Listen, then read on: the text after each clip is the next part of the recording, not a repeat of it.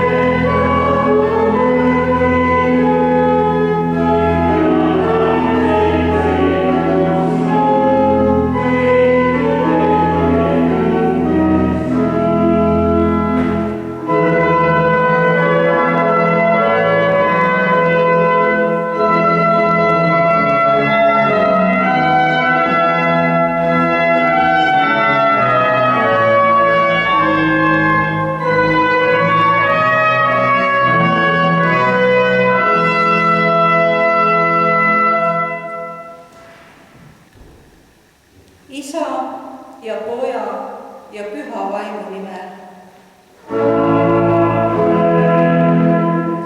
Issand olgu teiega.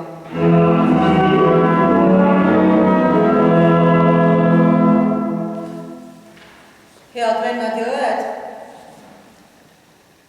Jumal lõi aegade alguses taeva ja maa ja Jumal lõi inimese oma näo järgi, enda sarnaseks, oma kaasteeliseks ja sõbraks. Kui kurjus ja häda ahistavad meid välispidiselt ja meie sees, tuletagem ennastele meelde, et me oleme Jumalast ja et ta on loonud meid armastama nõnda, nagu tema on meid armastanud. Tuletagem meelde ka seda, et tema armastus on tulnud meie keskele Jeesuses Kristuses, kes päästab meid patust ja kõigest kurjast. Sellepärast tohime nüüd üheskoos suust ja südamest tunnistada patutunnistuse sõnadega.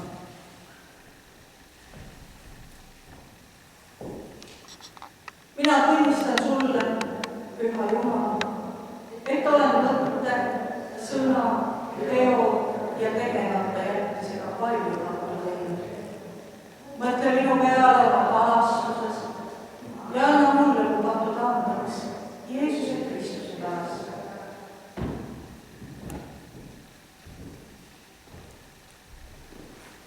Kristuse sõna peale kuulutan sulle, kes sa oma pattu kahetsed. Sinu patud on sulle andeks antud kolmainu Jumala, Isa, Poja ja Püha Vaimu nimel. Aamen.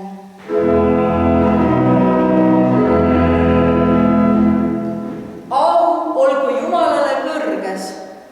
Amen.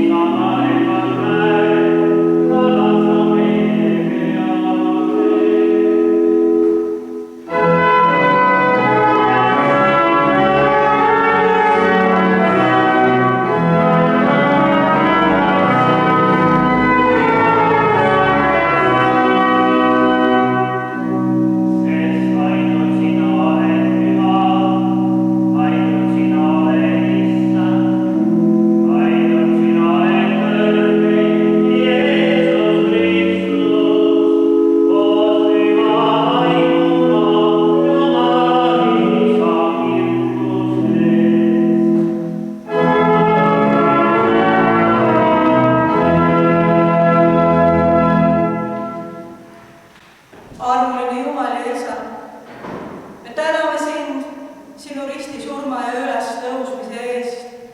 Täname lunastuse eest, mille sa meile oled oma armust kinkinud. Issand, lase neil andidel meie sees kasvada ja head usu ja lootuse ja armastuse vilja kanda. Seda palume Kristuse, meie Issanda läbi.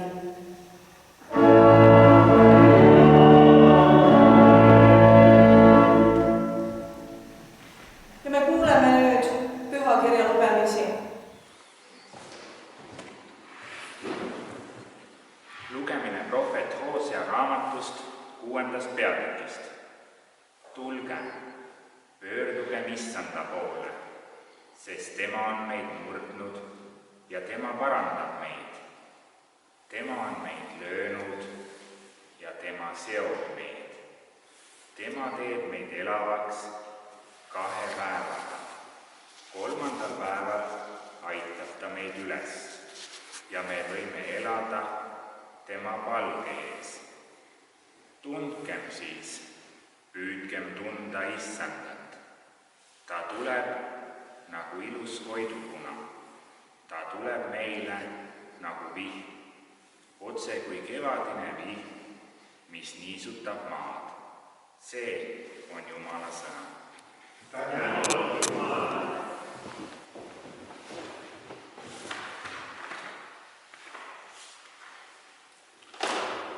Lugemine apostel Pauluse esimesest kirjast Korintlastele 5. peatükist. Kas te ei tea, et pisut haputaiget teeb kogu taigna hapuks? Puhastage end vanast haputaignast, et te oleksite uus taigen, nõnda nagu te oletegi hapnemata leivad, sest ka meie paasatal Jeesus Kristus on tapetud. Pidagem siis pühi kasinuse ja tõe hapnemata leivaga, mitte vana haputaignaga, halvuse ja kurjuse haputaignaga. See on Jumala sõna. Tänu Jumalale.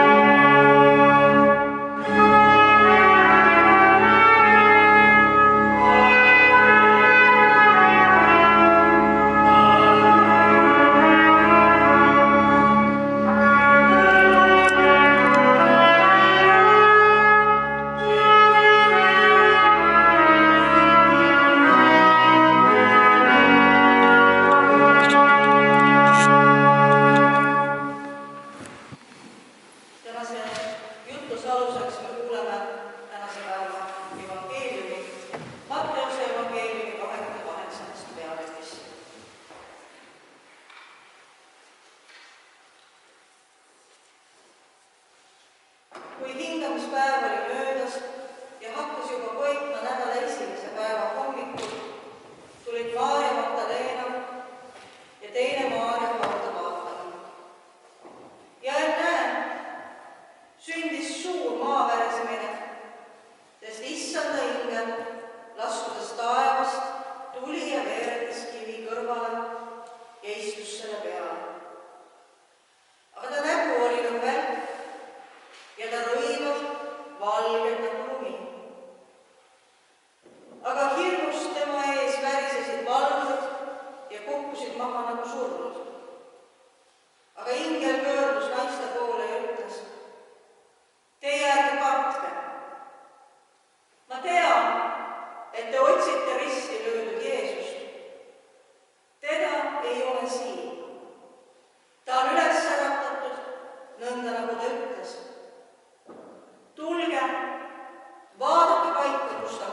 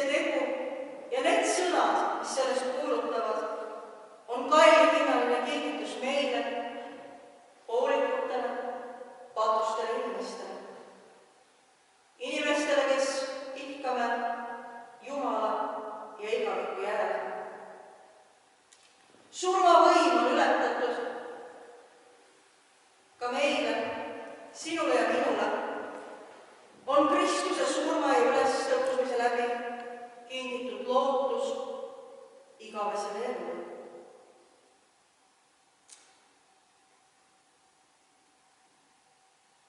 Kui vaatame seda kirja kohta, võib tekkida mitmeid küsimusi. Miks ingel ütles, ta läheb teie ees Galileasse, seal te näete teda? Miks Galileasse? Miks ei võinud Jeesus ilmuda sinna, kus jüngrid niigi juba koos olid? Miks oli tarvis neid veel kuhugi jooksutada? Me ei tea täpselt, mida jüngrid mõtlesid ja tundsid, kui nad naiste juttu üles äratatud Kristusest kuulsid. Jõudis see meile kohale, said nad sellest aru, mida see sõnum kaasa tõi. Küllap ei sammunud nad kõik kohe üksmeelse perena teele.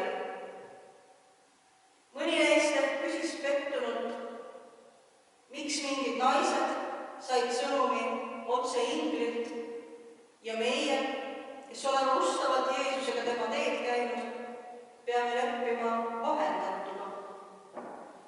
Võib-olla unustasid nad midagi olulist ütlemata. Küllap oli ka neid, kes mõtlesid, olgu, tõenäoliselt on kõigel sellel mingi tähendus. Jeesus ei ole meid siiamaani jätnud. Asume siis teele, kuhu kästakse. Viimaks ei jäänud neil muud üle. Jüngrid pidid naisi uskuma ja nad läksidki Galilea mäele. Sellest kirjutatakse pühakirjas. Kui nad teda nägid, kummardasid nad teda, kuigi mõned kahtlesid. Tänapäeval kahtlevad paljud ikka veel selles, et Jumala poeg tõusis surnuist üles ja võitis sellega surma võimu. Kui isegi jüngrite seas oli kahtlejaid, eriti Toomas, tuletame meelde Jeesuse sõnu. Õndsad on need, kes usuvad, kui nad ei näe.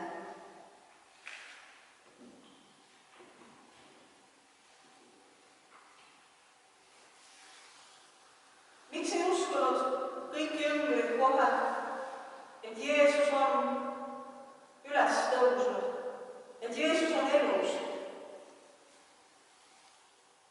Kas kohtumine Jeesusega oli midagi sellist, mida keegi ei osanud isegi ette kujutada? Ja kui Jeesus üles tõusmisest kuulutasid naised, siis ei tahtnud nad seda tõele võtta. Mida ütleb see jüngrite kohta? Mida ütleb see meie kohta? Sinu ja minu kohta.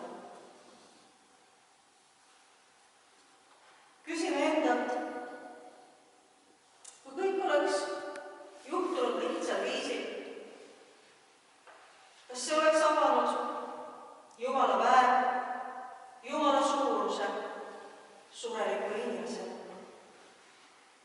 Kui Jumal toimiks kõiges nii, et me mõistaksime kõike, kas me tunneksime kergesti, et me oleme nagu Jumal, sama targad?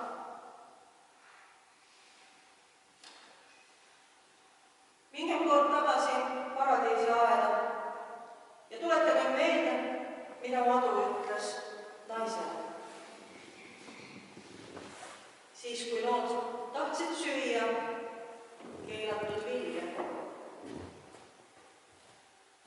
Madu ütles, Jumal teab, et päeval, mil te sellest sööte, lähevad teie silmad lahti ja te saate Jumala sarnaseks, tunda head ja kurja. Olukord, kus inimene oma mõtetes teab kõike Jumalast, võib-olla ka seda, seda, et teda ei ole olemas, seda, et Jeesuse Kristuse ülestõusmine tundub ebarealistlik ja võib-olla ei saa seetõttu ka olemas olla, toimunud olla. Selline olukord on suurim hädaoht inimkonnale. Siis on madu oma eesmärgi saavutanud, lahutanud inimese ja Jumala. Ent ometi, kuigi poolikult ja ekslike inimestena, kuuletusid jüngrid lõpuks siiski inglile. Läksid Galileasse ja kohtusid Jeesusega. Ja lõpuks uskusid nad kõik, et Jeesus on üles tõusnud. Isegi Toomas. Jeesus on öelnud, et ta ei tulnud siia mitte selleks, et ennast teenida lasta, vaid et ise teisi teenida. See lähenemine, see hoiak tõi tema ellu kaasa mitmeid väga keerulisi ja raskeid olukordi. Kord põgenes ta rahvahulkade eest, kord pidi ta vaidlema kirjatundjatega, pannes korduvalt ja korduvalt oma elu kõike seda tehes ohtu. Ta pidi kannatama suurt valu, surmavalu. Kuid ta läks ikkagi lõpuni, surmani ja ristisurmani. Ta täitis oma missiooni sinu ja minu jaoks. Tõi meile armastuse ja lunastuse. Jüngritelgi on nii ülesanne, milleks Jeesus ise neid kutsus. Ja nemadki järgnesid oma missiooni. Nad jagasid õudusõnumit ülestõusnud Kristusest. Ja nende töö, mis sündis püha vaimu kaasabil, andis tulemuse, et paljude ja paljude inimeste südametesse sai külvatud usu seeme. Nende seemnete tulemusena istume meie täna siin kirikupinkides või vaatame seda veebiülekannet. Igal ühel meilgi on oma missioon. Meile on andnud samuti meie ülesanne. Igal meist on oma ajalugu, oma elulugu, oma kogemused, oma valud, oma rõõmud. Kuid meil on siiski sama missioon. Kuulutada oma kogemusest Jumalast. Jumalast, kes ei mahu meie inimkonna sõnadesse, ülestõusnud Jeesusest, evangeeliumist, heast sõnumist, armastuse, armu ja lootuse sõnumist. Igaüks meist on kutsutud rõõmustama ülestõusmispühade sõnumi üle ja jagama seda kõigi ümbritsevate inimestega. Surmavõim on võidetud, Jeesus Kristus on üles tõusnud. Aamen. Ja me tunnistame üheskoos oma kristlikku usku, nii nagu meil suurtel pühadel kombeks on, seekord ning ka aia usutunnistuse sõnadega. Meie usume ühte ainsesse Jumalasse, kõige väärisse Isasse, taeva ja maa, kõige nähtava ja nähtamatu Loolisse ja ühte ainsasse Issandasse, Jeesusesse Kristusesse, Jumala ainusündinud Pojasse, kes Isast on sündinud enne kõigi aegu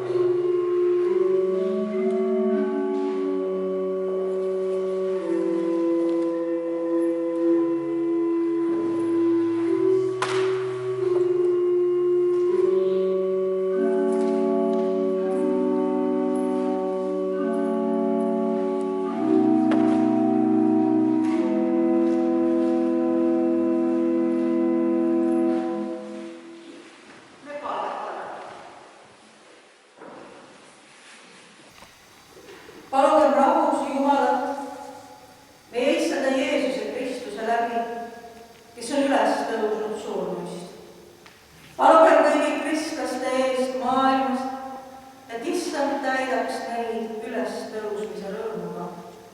Palugem issandat.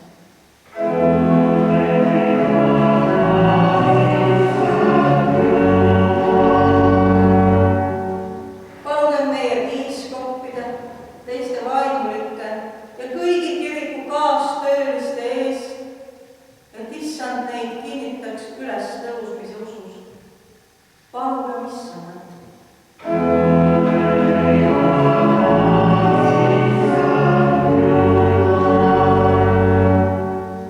Palugem meie rahva ja isamaa eest, et issand teda õnnistaks ja hoiaks. Palugem issandat.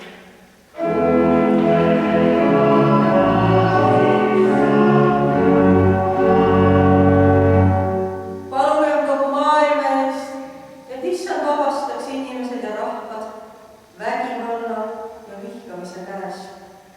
Palugem issandat.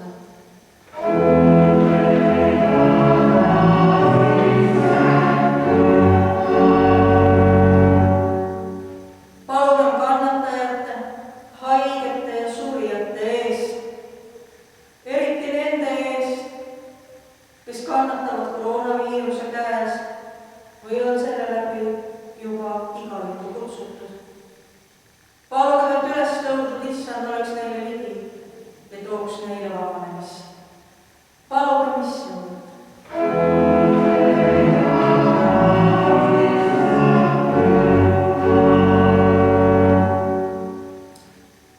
Palugem meie sõpruskoguduste eest Espos ja Pollolas, meie eestpalvekoguduse Tartu Pauluse koguduse eest, et ülestõusnud issand neid juhiks ja õnnistaks. Palugem issandat.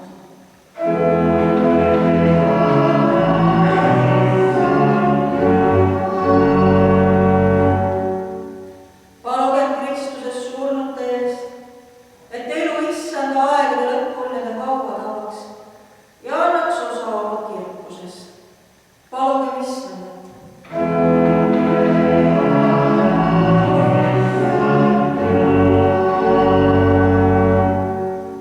Palugem meie endi eest, et issand valmistaks meid issanda ülestõusmise tõelisteks tunnistajateks.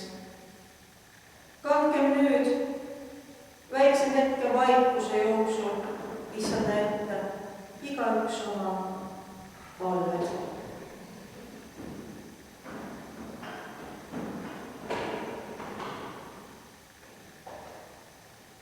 Palugem issandat.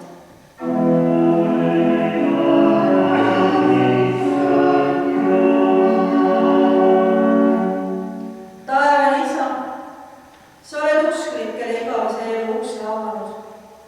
Vaata rõõmuga kõigile, kes sind paluvad ja halasta meie peale Jeesuse Kristuse ülestõusnud issanda läbi.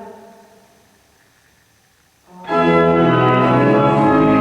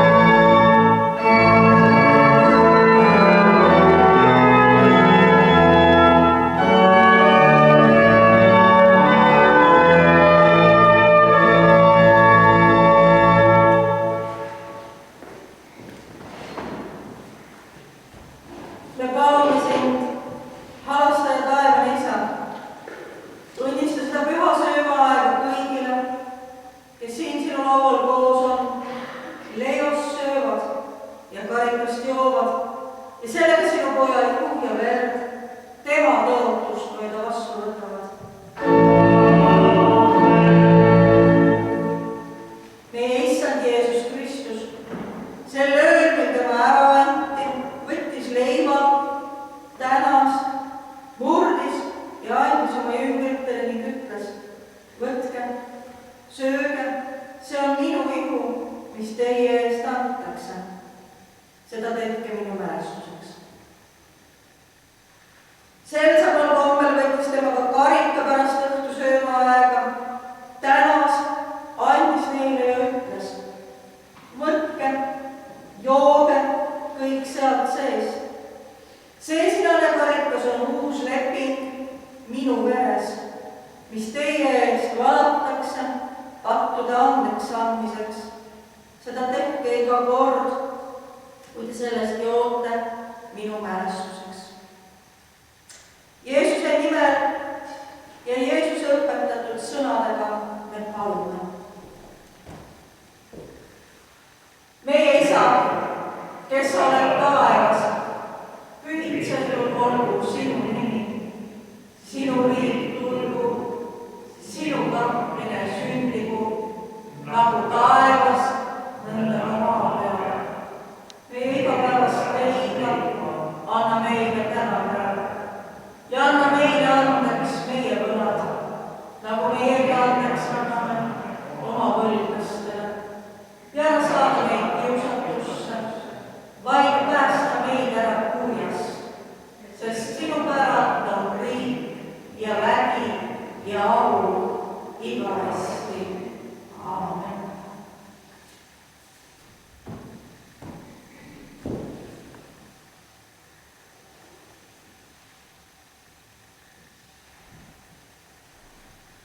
Nii sagedasti, kui te seda leiba sööte ja sellest karikast joote, kuulutage Issanda surma ja ülestõusmist, kuni ta tuleb.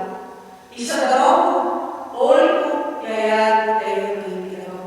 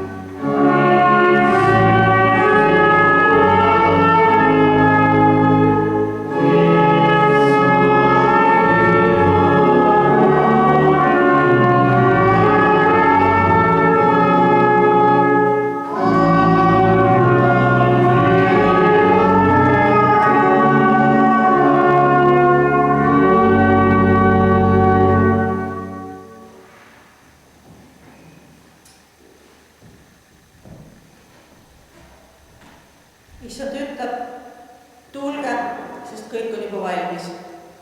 Astuge siis altari ette, kes te igatsete täna osa saada pühast armulavast.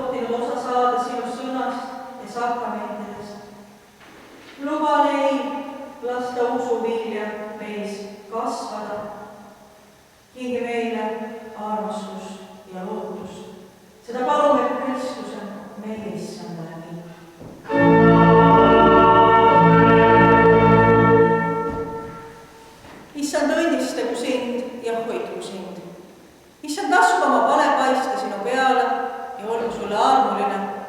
Issand, tõstku oma pale sinu üle, jätku sulle oma rahu. Kolmainu Jumala, Isa, Poja ja Püha Vaimu nimel. Aamen.